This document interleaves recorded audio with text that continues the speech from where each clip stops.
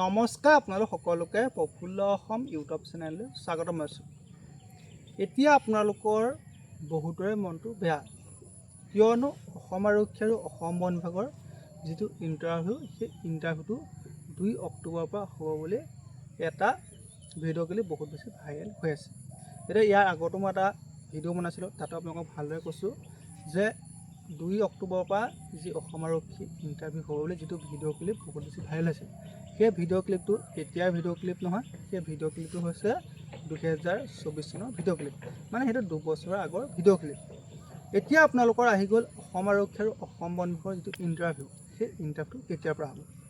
এতিয়া হয়তো আপোনালোকক সকলোৱে জানে, অসমত আমাৰ যি 4খন ডিষ্ট্ৰিক্ট, সেই 4খন ডিষ্ট্ৰিক্টত বানপানী হৈ আছে। গতিকে যি 4খন ডিষ্ট্ৰিক্টত বানপানী হৈ আছে, সেই কেণ্ডিডেটসকলৰ প্ৰতি লক্ষ্য ৰাখি খুব সম্ভৱতঃ অসম আৰক্ষীৰ যিটো ইণ্টাৰভিউ, সেই ইণ্টাৰভিউটো অলপ দেৰি হ'ব, কিয়নো সেই 4খন ডিষ্ট্ৰিক্টত এতিয়া আপোনালোকৰ 2 বা 3 মাহৰ ভিতৰত ইণ্টাৰভিউ পাতিব পৰা আপোনালোকৰ হৈ নাথাকে, কিয়নো এতিয়াও কিছুমান জেগাত পানী ওলোৱাই নাই, আৰু আপোনালোকৰ কিছুমান জেগাত পানী ওলাইছে যদিও আপোনালোকৰ বহুত বেছি বোকা আৰু পলস হৈ আছে, যাৰ বাবে তাত থকা যিসকল ল'ৰা ছোৱালী তেওঁলোকে বৰ্তমান প্ৰেক্টিছো কৰিব পৰা নাই, বা প্ৰেক্টিছ কৰিবলৈ তেওঁলোকৰ কোনো ধৰণৰ সুবিধা নাই।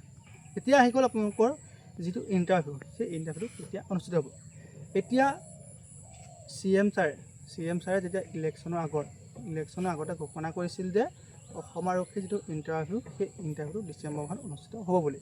গতিকে খুব সম্ভৱতঃ সেইটোৱে হ'বলৈ গৈ আছে। অসম আৰক্ষীৰ যিটো ইণ্টাৰভিউ, সেই ইণ্টাৰভিউটো ডিচেম্বৰ মাহৰ পৰা ষ্টাৰ্ট হ'ব পাৰে।